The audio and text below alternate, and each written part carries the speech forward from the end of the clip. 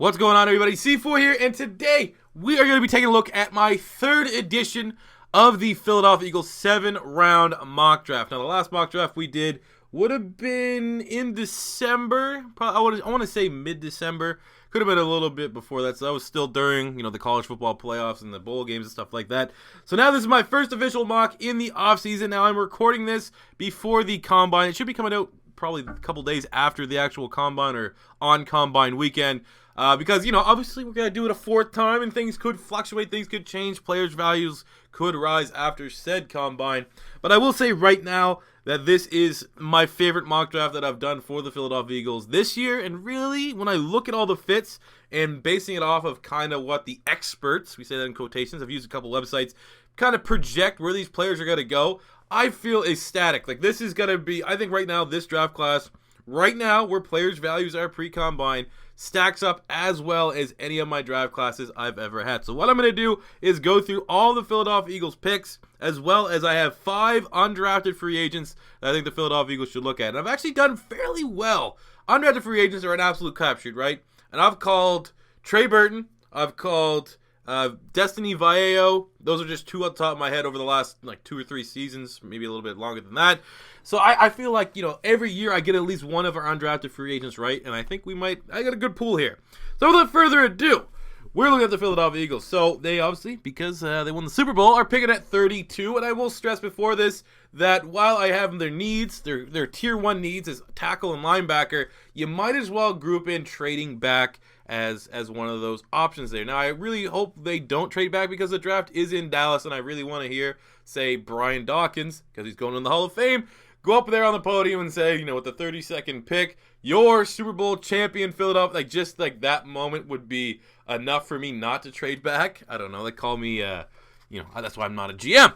But, so my tier 1 needs for the Philadelphia Eagles, like I said, it's offensive tackle, linebacker, and trading back. Tier 2 needs, I have wide receiver, tight end, and just defensive back in general. And tier 3 needs is punter, interior offensive lineman, and a running back. So with the first pick, staying at pick 32, I have the Philadelphia Eagles selecting Rashaan Evans, linebacker from Alabama, 6'3", 235 pounds. When you look at Rashaan Evans, he's a great athlete, an excellent blitzer, has great football IQ, definitely needs to trust his instincts a little bit more, and still could get a little bit better in coverage, if you will. But ultimately, when you look at the Philadelphia Eagles, looking what we might lose in Nigel Bradham, who probably can get paid a decent penny in free agency in our cap situation, it's not looking too great. A guy like Rashaan Evans definitely is ready to start day one. When you look at some of the tier 2 linebackers, understanding that as it stands right now, we only have 4th round picks, look at the linebackers you might be able to grab in the 4th round. Not looking so hot. Maybe a guy like a Josie Jewell still might be there from Iowa. Josie Jewell's pretty underrated. I don't think he's going to test incredibly well, so he could be there in the 4th round. But I kind of judged it by, we do need a tackle, yes.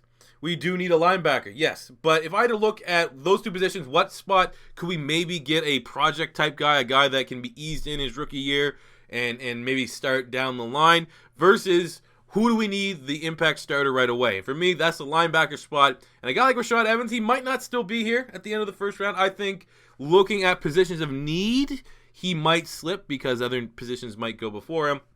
But it's definitely a pick that I've seen go. Really, Rashaan Evans is anywhere from 15 to obviously the Philadelphia Eagles at 32. But he is our first spot at linebacker, covering what I assume, unfortunately, will be the loss of Nigel Bradham.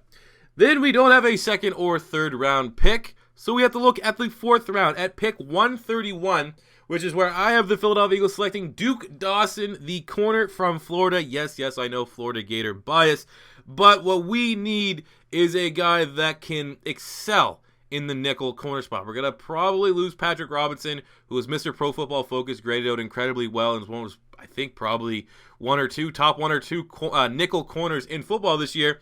So when you look at a guy like Duke Dawson at 5'10", 210, he is a all-and-out nickel corner. I think could start as a rookie. One of those, obviously Florida Gators, DBU in my biased opinion. But we look at the positives here. He's a slot corner. He has great football IQ and instincts. He's really good in run support. Probably won't test the best, which is why I think he still will be available here in the 4th round. Because ultimately, when you look at all the corners, he's probably top 3 nickel corners in this year's draft class, but I think where, maybe a guy like Denzel Ward and stuff like that might test really, really well. They'll go higher. And, it's a little wishful thinking that they'll be in the 4th, but when I looked around at where a lot of the draft projections are, draft projections are absolutely impossible, but it seems like a lot of people have Duke Dawson in the 4th to 5th round. So I feel like, 131 still might be there. And I would love him. He's a great Gator. I definitely think he's going to be a legitimate player in the NFL. And then that gives you the luxury of not having to move Darby or Sidney Jones to a nickel role. You can keep them on the outside, and then that gives you the tools to have maybe Rasul Douglas as an outside corner, and then move Jalen Mills to say, it gives you some more safety play with those players in the secondary. Moving on to our second 4th round pick 132. I was selecting Geron Christian, the offensive tackle from Louisville, 6'6", 320 pounds. He is versatile, which if you watch any of my mock drafts ever, I want my offensive lineman. I don't want one that's just, he's a right tackle. He's an all-out right tackle, or he can only play center. I like guys that are incredibly versatile because, you're never going to get, especially when you're in the 4th, 5th round, unless they really do develop, most of these guys are going to be, depth. And when you have depth on offensive line, if you're dressing depth offensive linemen, you want them to be able to be versatile. So if there is an unexpected injury, they can probably get plugged in play fairly decently when called upon duty. And I think a guy like Geron Christian can play both offensive tackle spots. He has great length. He's a good athlete and has a lot of upside. That's why he's going to be here still in the 4th round, because he is a little bit of a project player. But he has long arms, which is pretty much one of the 3 major traits people really look at for offensive linemen. And he's kind of in that Mauler build, if you will. Chip Kelly, like the athletic guys, the Jason Kelce's, the Lane Johnsons, and I at this spot in the 4th round, you might want to look at like a Damon Harrison, or you got Brian O'Neill could slip. Both these guys like converted tight ends, just really, really raw athletes. Whereas a guy like Christian is a good athlete, but what we've seen during the Doug Peterson era is he likes to get his big maulers. Isaac Seumalo, mauler.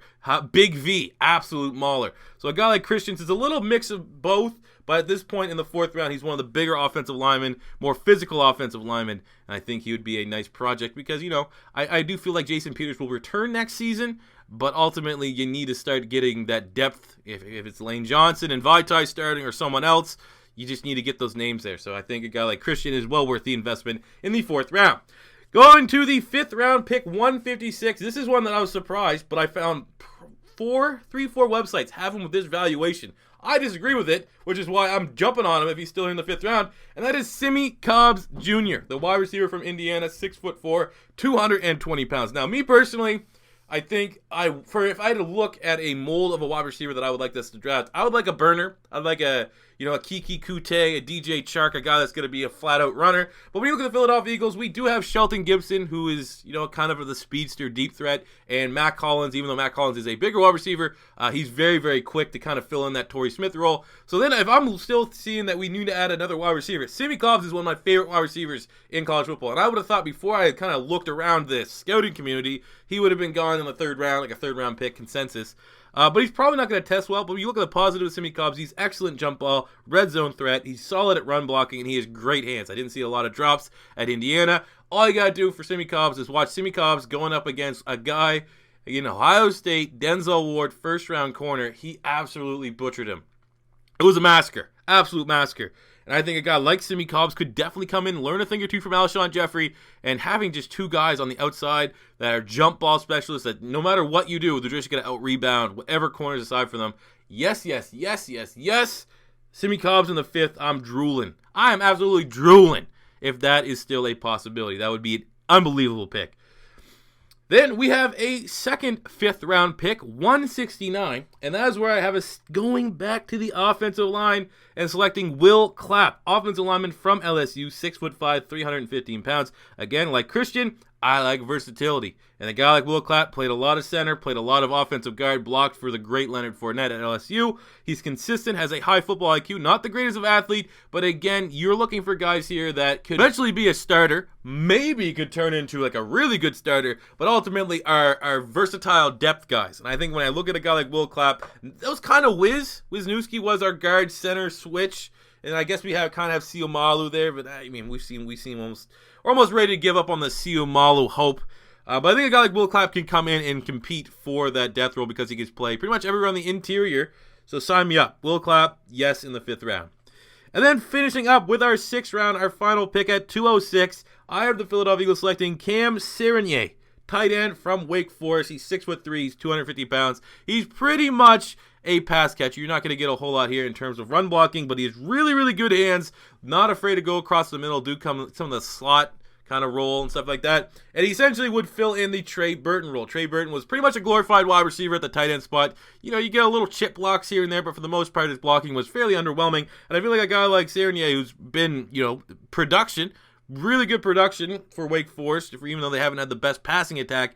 And we just need that guy that could fill that role. I mean, ultimately, tight end is kind of flexible because I think, maybe not hopefully, but I think we're probably going to be losing 2 tight ends. One in Brent Selleck because he costs too much, and maybe he just hopefully does the right thing and just retires and goes out on top. And Trey Burton's probably going to go somewhere else to be a tight end 1. So, I mean, we are losing our receiving tight end and our blocking tight end. So they could be versatile here. They're going to be a Durham Smythe, a Ryan Izzo if they want to get a more balanced traditional tight end. But I think ultimately for Doug Peterson's offense, if Billy Brown's not going to pan out, I think Serenier could be your guy here. If they think Billy Brown can be that receiving tight end, then you might want to look at a Izzo or a Smythe to be the extra blocker.